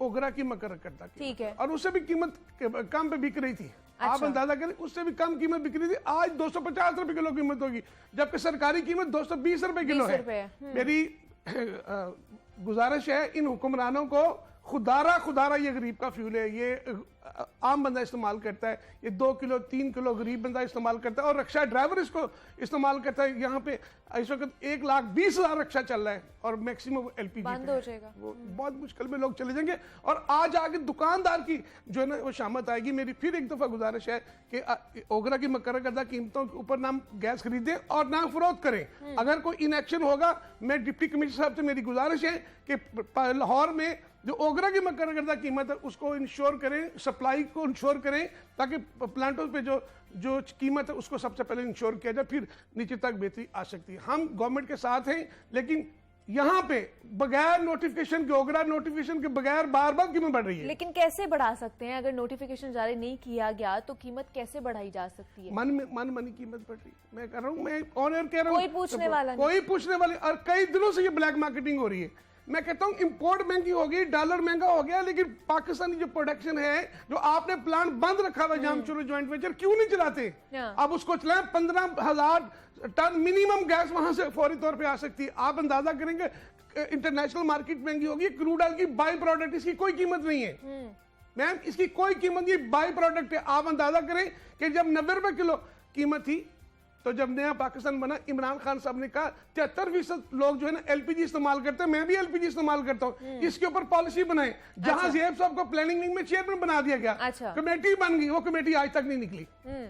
आप अंदाजा कर लेंगे, ये गरीब का फ्यूल है। 90 किलो की LPG थी, इसके ऊपर पॉलिसी बनाते बनाते हमें 2.5 साल 3 साल गुजर गए, कुछ नहीं हुआ। 250 रुपए किलो की पॉलिसी नहीं बनी। और जब नई हुकूमत आई थी उसने भी कुछ नहीं किया। अब नई हुकूमत का सुन ले, अब 4 माह देखिए, मुसद्दक मलक साहब मिनिस्ट्री जब से, मैं कहता हूँ स्याह दौर लिखा जाएगा। किसी बंदे को ये अंदाजा नहीं कि LPG कीमत कई दिनों से बढ़ रही है, 200 रुपए किलो कीमत थी, यहाँ पे ओगरा की कीमत से 20 रुपए कम नहीं, थी। उन लोगों को तो अंदाजा होगा सर इरफान साहब, जो लोग यूज करते हैं एलपीजी ना, जो उनको तो साथी पता ने चलेगा। उनकी तकलीफ को पूछ के देखे। लेकिन मुसद्दक मलिक साहब के पास तो टाइम ही नहीं, मुलाकात का टाइम नहीं, लाहौर से मिलेगा उनको मुलाकात का टाइम नहीं है। आप देखें मेंबर गैस, ओगरा चेयरमैन बहुत अच्छा इंसान है, बहुत मेहनती आदमी, उन्होंने ओगरा में बहुत बड़ी तब्दीलियां की हैं और बेहतरी आई है। पिछले 1 साल 8 माह से ओगरा की कम कीमत पे एलपीजी दस्तयाबी में ओगरा चेयरमैन को सलूट पेश करता हूं। लेकिन मेंबर गैस अपने दफ्तर में बैठ के मजे ले रहे हैं। एलपीजी ब्लैक हो रही, मैं कई दिनों से कह रहा हूं मेंबर गैस को फौरी तौर पे हटाया जाए। मेंबर गैस यहां पे एलपीजी के 2 नंबर बॉर्डर बनते हैं, हमने बंद की, मेंबर गैस ने उसको खुलवा दिया। हमने गैर मेरे सिलेंडर के कारखाने बंद करे, मेंबर गैस ने आज तक उसका नोटिस नहीं लिया। मेंबर गैस किस लिए है? मेंबर गैस हमारी नुमाइंदगी के लिए ओगरा अथॉरिटी में बैठा हुआ है, हमारी फरियाद नहीं सुनी जा रही। मेरी तमाम अपने एलपीजी वर्ल्ड बरादरी से गुजारिश है कि मेंबर गैस को आज ही सब कॉल करके अपना प्रोटेस्ट रिकॉर्ड करें और हम ओगरा के दफ्तर के बाहर मेंबर गैस का पुतला जलाएंगे ये लोग। और मुसद्दक मलिक साहब, खुदारा आप इक़्तिदार में बैठे हुए, एलपीजी गरीब का फ्यूल है, इसको देखें। इसके लिए ये पाकिस्तान के क्रूड ऑयल उसकी बाई प्रोडक्ट है। 11 प्रोड्यूसर हैं, 5 बड़े प्रोड्यूसर हैं हमारे साथ बैठे। हम दावे से कहते हैं कि यही एलपीजी हम आधी कीमत पे लेंगे। एलपीजी लोकल एलपीजी उस कंपनी को मिलनी चाहिए जो 50% में इंपोर्ट शामिल कर चुके। इंपोर्ट के बगैर हमारा गुजारा नहीं है। इरफान साहब, अगर आप लोगों के पास ये सही तजावीज़ हैं जिनसे ये सारे मसाइल जो हैं इनका हल निकाला जा सकता है, तो हुकूमत को क्यों नहीं नजर आता? मैं यहाँ से तजावीज लेके उठा के चला गया जनाब, उनके पास मुलाकात के लिए टाइम नहीं। मुसद्दक मलिक साहब के पास मुलाकात का टाइम नहीं है। हमने कहा कि ये इसमें लूट मार हो रही है, ये तरीका, इसको रोका जाए, उनके पास मिलना मुलाकात का टाइम नहीं है। अब जब से ये हमने तो सोचा था शायद कि जो नया पाकिस्तान है खत्म हुआ, पुराने में हो सकता है अवाम की कोई ना कोई दाद रसी हो, टैक्सेस की भरमार हो गई, अब डॉलर काबू में नहीं। देखिए हमें 50, तो मुझे खौफ और परेशानी इस बात की है कि अगले महीने जो ही अगस्त खत्म होगा, सितंबर में किसी घर में कुदरती गैस नहीं आएगी। आज ही दोपहर में, मैं मॉडल टाउन रहता हूं, दोपहर में रात में कुदरती गैस नहीं आती। मेन पे घर है हमारा, लेकिन बहुत से इलाके हैं जहां बहुत से इलाके अभी गर्मी है, अभी सर्दी आनी है। अच्छा, दूसरी बात, जब ये गवर्नमेंट अपनी बचत के लिए जब कुदरती गैस को पूरा करने के लिए एलएनजी इंजेक्ट करते हैं बीच में, तो अरबों रुपए नुकसान हो रहा है। आप अंदाजा करें, एक एलपीजी है जिसपे वो कह रहे हैं इतना 30 रुपए केजी और टैक्स लगा दें, और खुदारा हम तो आपको रेस्क्यू करने वाले, हम आपको इस मुश्किलात से निकालेंगे, हम एनर्जी क्राइसिस में आपका साथ देंगे। आप एलपीजी पे तमाम टैक्सेस का खात्मा कर दें। हम चाहते हैं कि इसकी जो लोकल एलपीजी, कितने टैक्स बढ़ा? देखिए अभी तो 30 रुपए केजी मजीद लगाने जा रहे हैं, जो स्पेशल टैक्स अभी नया गिफ्ट आया, जो जब ये पुराना पाकिस्तान बहाल हुआ है। खुदारा अल्लाह का वास्ते जनाब मिफ्ता इस्माइल साहब, आपसे बहुत अच्छा तल्ला कि आप भाइयों की तरह, लेकिन एलपीजी इंडस्ट्री पे तरस खाएं, ये गरीब का फ्यूल है। एक बार मैं ये कहना चाह रहा हूं, लेकिन वो मिफ्ता इस्माइल साहब तो कहते हैं इंटरनेशनली महंगी हो रही है, तो हम कैसे सस्ती दे सकते हैं? तो मिफ्ता इस्माइल साहब अगर ये काम करना है तो ये वहां पे मिनिस्ट्री में बैठ के, फाइनेंस मिनिस्ट्री में क्लर्क भी कर लेगा कि फटाफट टैक्स लगा दो, यूं कर दो, वो कर दो। बात यह, इस आवाम को रिलीफ देने के लिए आपने कल वोट मांगने जाना है। मुफ्ता इस्माइल साहब, आपने कराची से इलेक्शन लड़ना है। कराची में भी गैस की बहुत बुरी हालत है। आपने जाम चोरो ज्वाइंट वेंचर अभी तक नहीं खोला, 4 माह में खेल कूद हो रही है। बात ये मीटिंग्स हो रही हैं। जब प्लानिंग विंग में मीटिंग हो रही थी, 3 साल 2.5 साल मीटिंग होती रही, हम इतवार के रोज भी जाते रहे, इतवार के रोज भी वजारत पेट्रोलियम में मीटिंग होती, लेकिन एलपीजी सस्ती नहीं हो सकी। इमरान खान साहब के कहने के बावजूद कि 73% लोग एलपीजी इस्तेमाल करते हैं, एलपीजी सस्ती नहीं हो सकी। आज देखें 250 रुपए किलो, और ये और बढ़ेगी। अच्छा, मजे की बात इंटरनेशनल लेवल पे एलपीजी कीमत कम हो रही है, इंटरनेशनल कम हो रही है। आप देखेंगे इंटरनेशनल मार्केट में, आप यकम तारीख को देखेंगे, यकम तारीख से इंटरनेशनल मार्केट की कमी की खबर आप सुनेंगे। अच्छा। और कमी होगी, लेकिन यहाँ पे उल्टी गंगा बहती है, यहाँ पे बढ़ेगी, यहाँ पे कीमत बढ़ रही है, आपके सामने बढ़ रही है।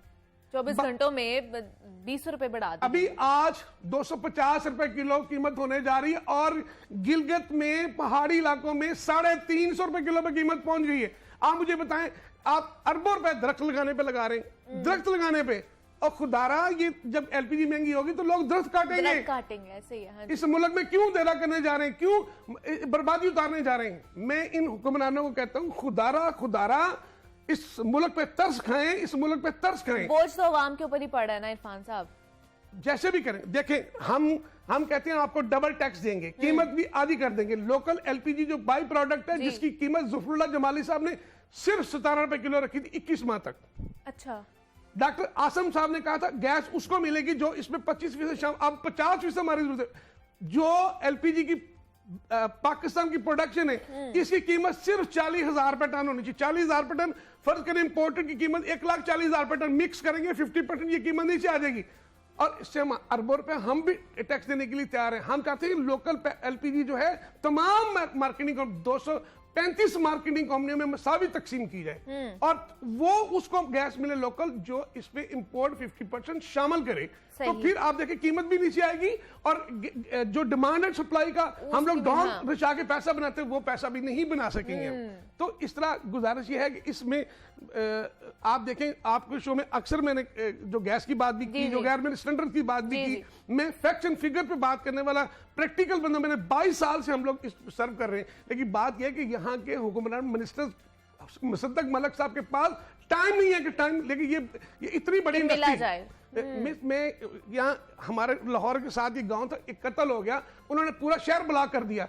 हमारी इंडस्ट्री का कत्ल होने जा रहा है, किसी बंदे को होश ही नहीं, पूरी इंडस्ट्री का कत्ल होने जा रहा है। 12.5 लाख लोग इससे वाबस्ते हैं।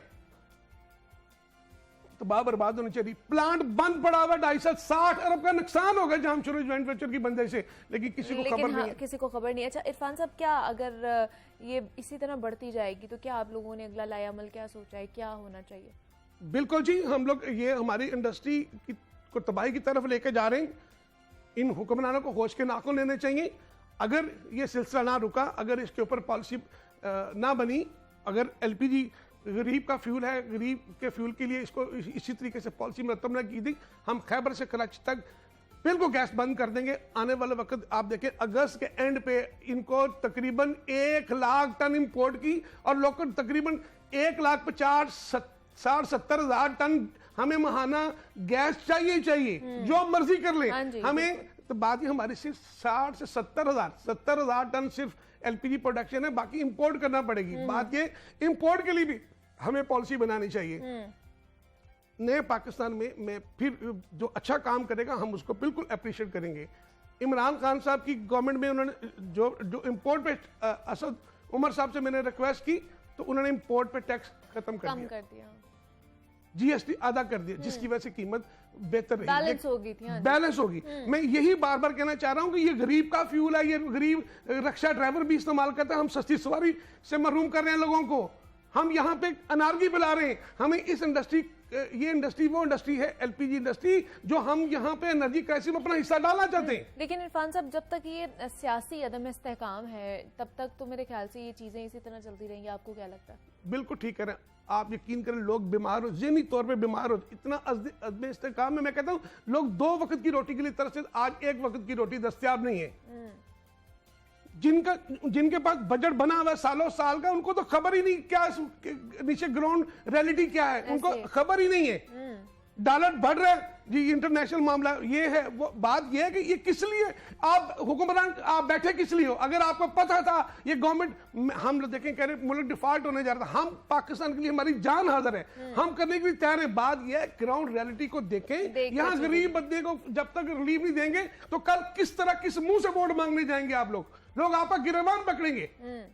इसलिए लिहाजा मेरी गुजारिश है कि मैं पूरे पंजाब में भी इंशाल्लाह ताला निकलेंगे, कीमतों को, सरकारी कीमतों के ऊपर आवाम को गैस दस्तियाब रहेगी इंशाल्लाह। लेकिन इनको हमारे साथ बैठना होगा, बैठना होगा, बैठ के कोई बीच का रास्ता निकाल लें और इस महंगाई को, खासतौर पर इनकी कीमतों को कंट्रोल करने की हमें कोशिश करनी चाहिए। एक मुस्तनद पॉलिसी तरतीब देनी चाहिए। इरफान खोखर साहब हमारे साथ मौजूद है। इरफान साहब, बहुत शुक्रिया आपके वक्त का कि आप यहाँ पर आए। चेयरमैन है एलपीजी डिस्ट्रीब्यूशन एसोसिएशन के, और उनका जनाब यही मुतालबा है कि जो मन मर्जी का इजाफा किया जा रहा है एलपीजी की कीमतों में, इसको रोका जाए और जो ब्लैक में लोग इसमें ख़रीदो फरोख्त कर रहे हैं उनको भी पकड़ा जाए, माफियाज पर काबू पाया जाए। तो उनका मुतालबा बिल्कुल ठीक है, हुक्मरानों को इस पर थोड़ा सा गौर करना चाहिए। वक्त तो एक छोटी सी ब्रेक का, आपने कहीं जाना, मिलते हैं इसके बाद।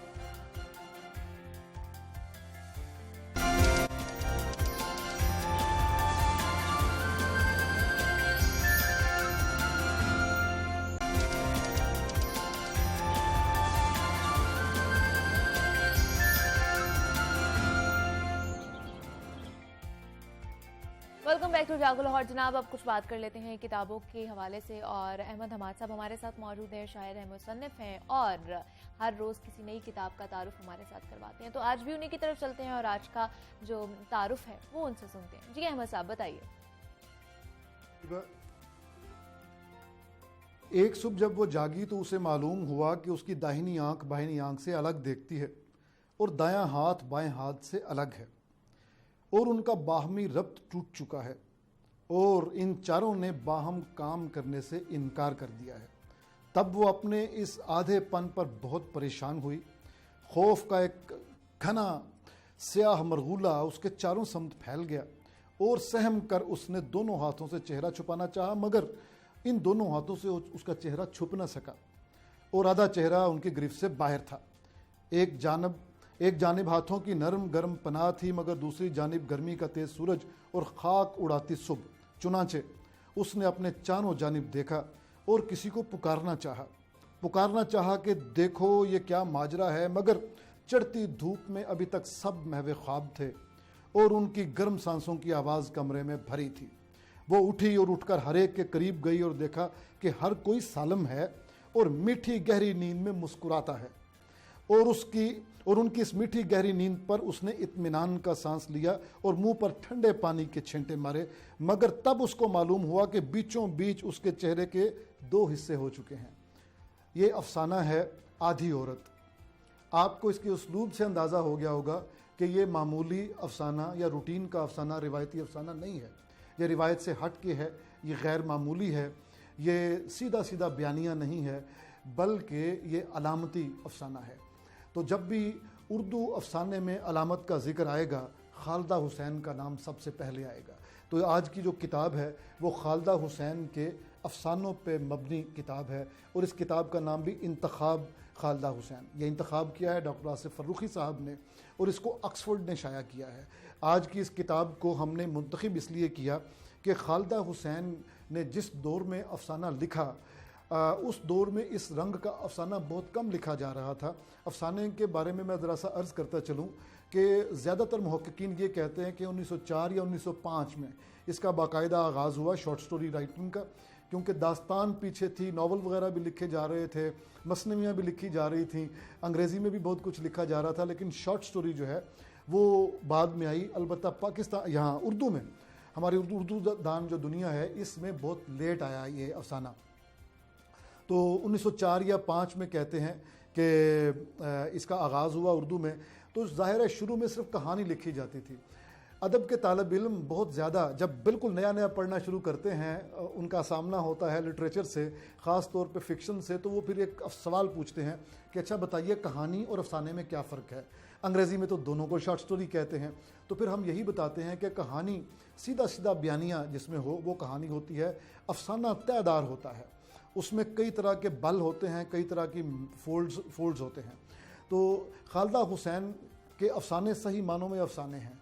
आपको याद होगा जो उर्दू अदब के पढ़ने वाले हैं कि इंतज़ार हुसैन ने जिस दौर में इस तरह के अफसाने लिखना शुरू किए, जैसे आखिरी आदमी है, उस दौर में ये बड़ा अचंभे की बात थी कि ये कैसा अफसाना हुआ। लेकिन हमने देखा कि आहिस्ता आहिस्ता अलामत ने, तजरीद ने रास्ता बनाया और उर्दू अफसाने में पूरी तरह से दाखिल हो गए। शुरू में बयानिया हुआ, लेकिन उसके बाद आप देखते चले, लोग कहते हैं कि जो कहानी सुनाना है वो मनसूबी नानी अम्मा से है। अच्छी कहानी नानी सुना सकती है, इसको दूसरी तरह से अगर देखें तो अच्छी कहानी औरत सुना सकती है। कहानी का जन्म जो है वो औरत के बतन से होता है। शायद इसीलिए आप देखते हैं कि जब भी कभी कोई औरत, कोई खातून राइटर आती है तो उसकी कहानी में बड़ी दिलकशी और दिल लुभाने वाली सिचुएशन होती है। इनके यहाँ भी, खालदा हुसैन के यहाँ भी उसलूब का तो मैंने आपको अर्ज़ किया, अलबत्ता इनके जो जुज़ियात निगारी है वो भी शानदार है। कहीं कहीं पे मुझे जब जुज़ियात निगारी इनकी देखता हूँ तो मुझे एनी आपा, कुर्रतुल ऐन हैदर याद आती हैं। हम यही कहते हैं कि एनी आपा की जुज़ियात निगारी से अगर आप सहूलत से निकल जाते हैं, हम जो मर्द कारीन हैं, हम ज़रा बोर होना शुरू हो जाते हैं जब किसी की साड़ी का जिक्र हो और वो बहुत तवील हो जाए, या किसी घास के तिनके का साया जब पड़ रहा हो अयोध्या की सरजमीन पे और गोल्डन रंग की उसके ऊपर रोशनी पड़ रही हो, तो हम कहते हैं कि अच्छा यार कहानी आगे चले, लेकिन जब दोबारा किरत करते हैं तो फिर उसमें डूब जाते हैं। तो खालदा हुसैन की जो जुजियात निगारी है वो भी आलीशान है, जो इसके करैक्टर हैं वो बड़े ही सरियलिस्टिक, बड़े पुरस्रार। इनकी जो कहानी, जो अफसाना जो सवारी है, कहते हैं कि उसने रुख मोड़ दिया जो उर्दू अफसाने का, यानी रुख मोड़ने वालों में पेश पेश था। वजह गालिबन ये है कि इंतज़ार साहब ने जो रास्ता दिखाया अपने पीछे आने वालों को, वो रास्ता यही दास्तानवी था। दास्तान में तलिस्म होता है, तलिस्माती कहानियाँ होती हैं। इंसान चलते चलते उड़ सकता है, इंसान उड़ते उड़ते राख होकर ज़मीन पे गिर सकता है और उस राख से फूल खिल सकता है। इस तरह के अफसाने जो हैं वो इंतज़ार साहब ने लिखना शुरू कर दिए थे, जिसमें मानवियत तलाश करते रहे। और कुछ लोग ये कहते रहे कि ये क्या एब्सर्ड प्रैक्टिस है, हम मानी की तलाश में अफसाना पढ़ना शुरू करते हैं और ख़ुद अफसाना हो जाते हैं मानी को ढूंढते ढूंढते। तो यही तो करिश्मा है। मसलन ये सवारी जो है, इसके बारे में कुछ लोगों ने ये कहा कि ये सवारी सानहा मशरक़ी पाकिस्तान के बारे में है, वो उसकी अलामत इन्होंने पकड़ी है। लेकिन लोग कहते हैं कि ये तो भाई 1971 में सानहा मशरक़ी पाकिस्तान हुआ, ये तो 1965 से भी पहले लिखा गया है। तो फिर उसकी भी एक वो रैशनेल देते हैं कि ये जो लिखने वाला होता है वो दूर अंदेश होता है, आने वाले वाक़यात को भांप लेता है। तो इंटरप्रिटेशन जिस तरह भी करते रहें, लेकिन एक बात तयशुदा है कि खालदा हुसैन के अफसाने के अंदर जब आप दाखिल होते हैं तो उसके बाद खालदा आपको बाहर निकलने नहीं देती। ये आपके साथ आपको अपने साथ लेके अपने किरदारों के साथ बिठा लेती है।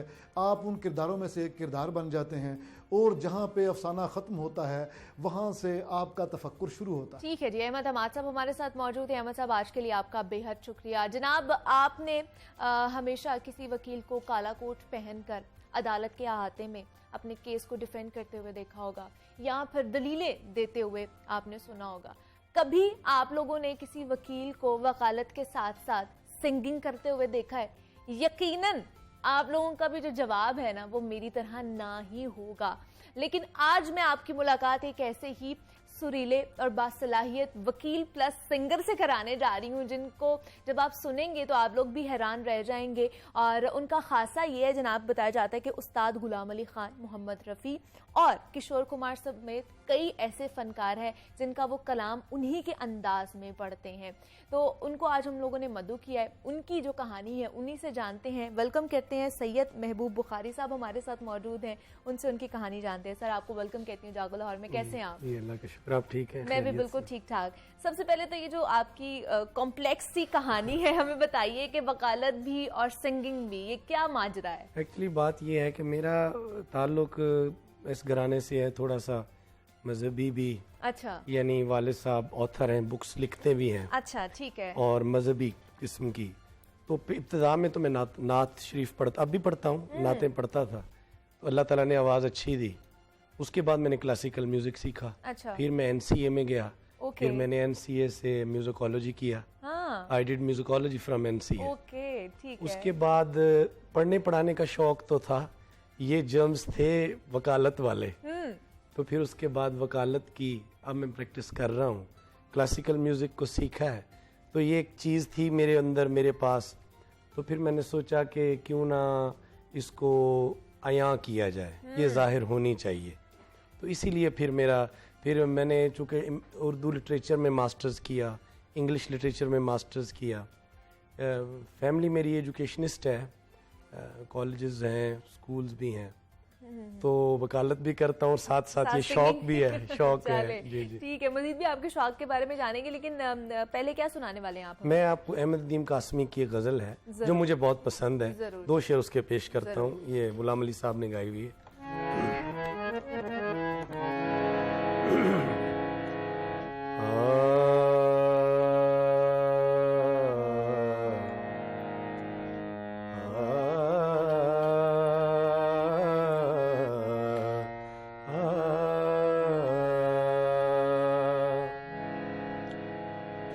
शाम को सुबह चमन याद आए, शाम को सुबह चमन याद आए,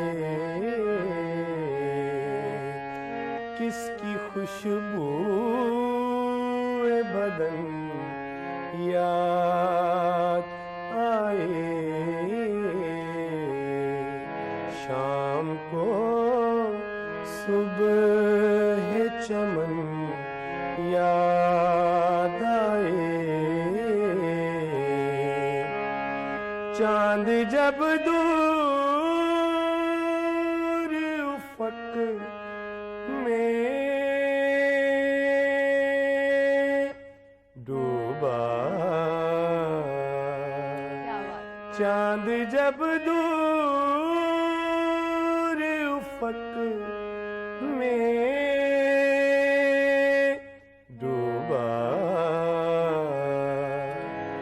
तेरे लहजे की थकन याद आए,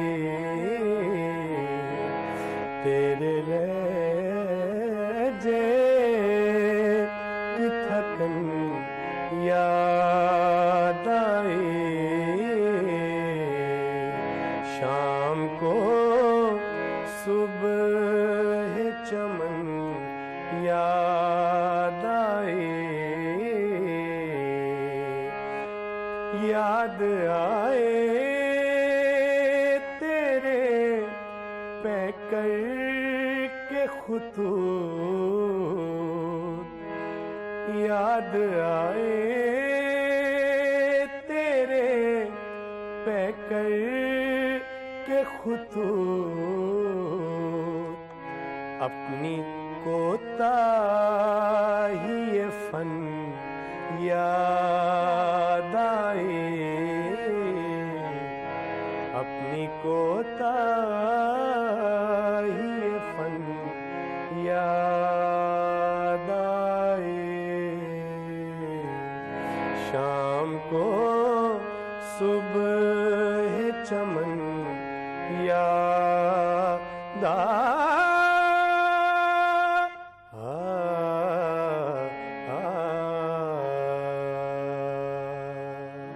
क्या बात है जनाब, बहुत ही खूब, बहुत ही खूब। बहुत शुक्रिया। वो सब कैसे शौक, पहले आपने म्यूजिक किया फिर वकालत? जी हाँ, वो यूँ था कि लेकिन मैं क्यों? लेकिन वो ये था कि मुझे असल में म्यूज़िक का सुनने का तो शौक था ही बहुत ज़्यादा। मोहम्मद रफ़ी को मैं बहुत सुनता था, अच्छा। गुलाम अली साहब को, मेहदी हसन साहब को बहुत सुनता था। फिर मेरे अंदर शौक जब पैदा हुआ तो वो हमारी दरगाह के ऊपर कवाल भी आते थे और कवालियाँ भी, तो उनको भी बड़े शौक से सुनता था।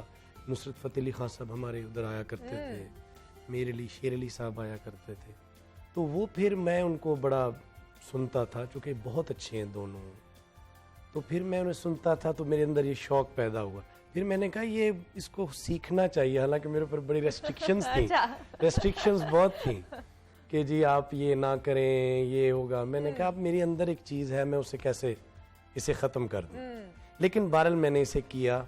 लेकिन वकालत का शौक भी आपका अपना ही था कि वो फिर नहीं, घर ये वालों मेरा को अपना, वैसे करना चूँकि वो पढ़ने का शौक था। अच्छा, इसका ताल्लुक पढ़ने से है, आप मज़ीद पढ़ते रहते हैं, चीज़ें देखते रहते हैं। तो फिर मैंने इसको जो है ना वो किया और अल्हम्दुलिल्लाह कर रहा हूँ। अच्छा, दोनों को पैरेलल लेके चल रहे हैं जी साथ जी, साथ। अल्लाह का शुक्र है, अल्हम्दुलिल्लाह। वकालत भी चल रही है, ये भी चल रहा है जी।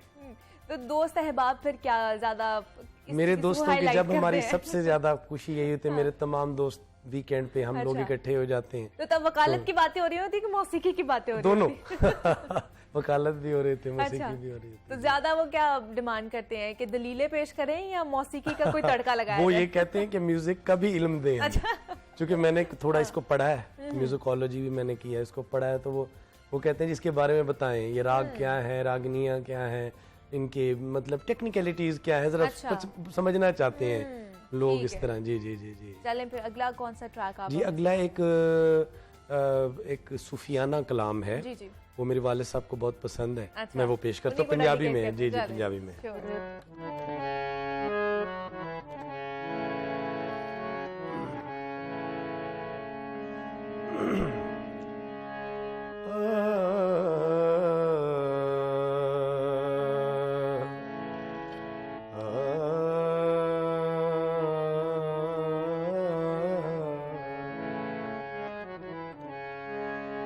अख लगड़ी ते कोल सी मीत मेरा अख अख खुलड़ी तेरे गई जान कलड़ी उड़ पुड़ गए गुलजार दीदार वाले ये दुनिया मेरी वीरान खलड़ी लखवार भुलाया भूल दी नहीं लखवार भुलाया भूल दी नहीं आवे याद सजन दी रह के लखवार भुलाया भूल दी नहीं आवे याद सजन दी रह के नहीं ओ मुकदी रात जुदाइयां दी नहीं ओ मुकदी रात जुदाइयां दी कट्टा उठ उठ के कदी बह के लखवार भुलाया भूल दी नहीं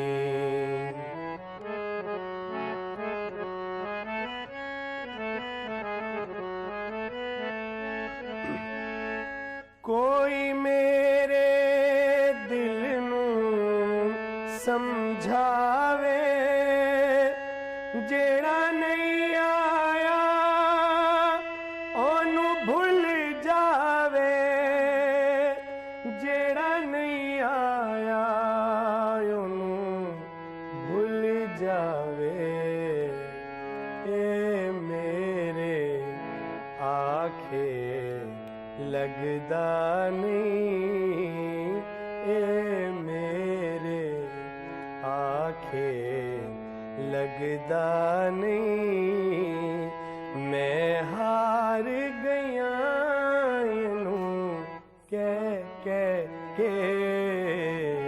ए मेरे आखे लगदा नहीं मैं हार गया इनू कह के लखवार भुलाया भूल दी नहीं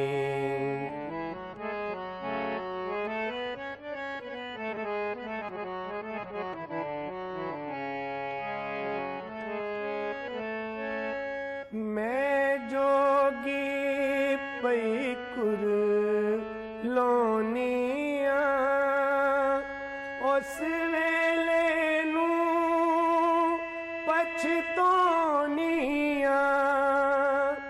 उस वेले नू पछतोनिया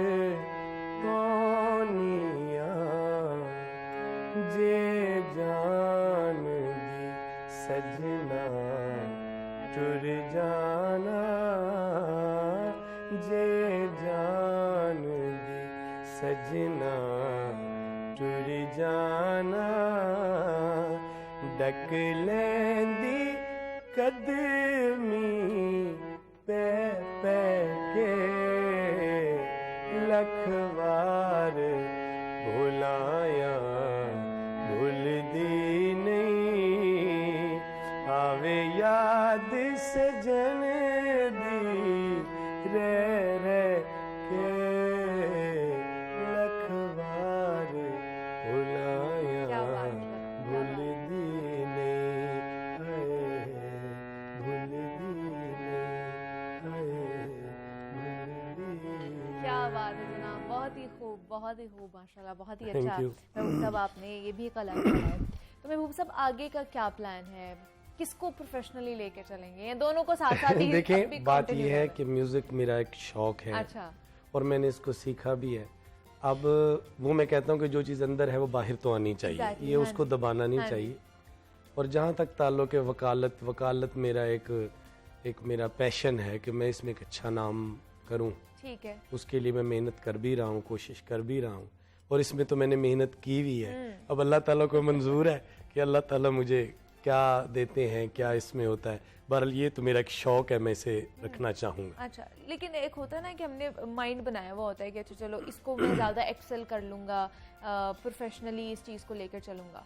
ये तो आवाम पे है जी, वो पसंद करें अच्छा तो जैसा है, और कोशिश तो हर बंदा करता है। और जहाँ तक ताल्लुक है आवाज़ देना, वो अल्लाह ताला की मेहरबानी है, जिसको अता कर दे।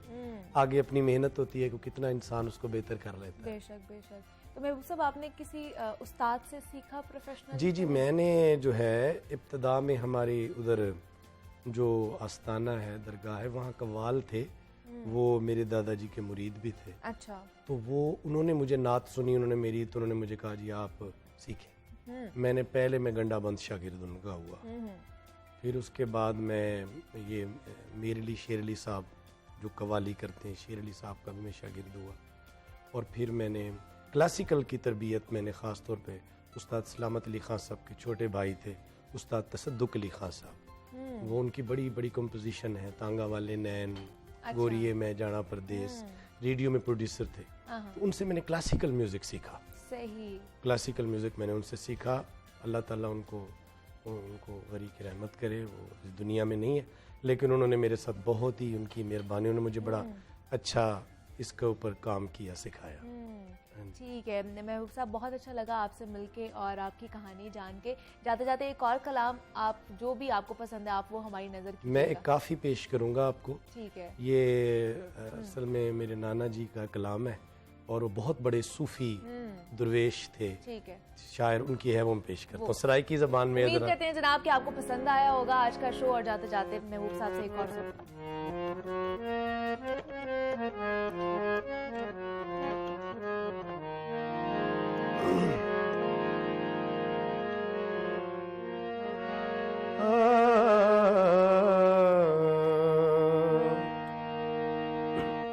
विछड़ गए सजना दिया तांगा, मेरे गुजरे दर्द जगाए, पलक पलक परदेसियां कारण, मेरी अखियां ने सामन लाए। अल्लाह जाने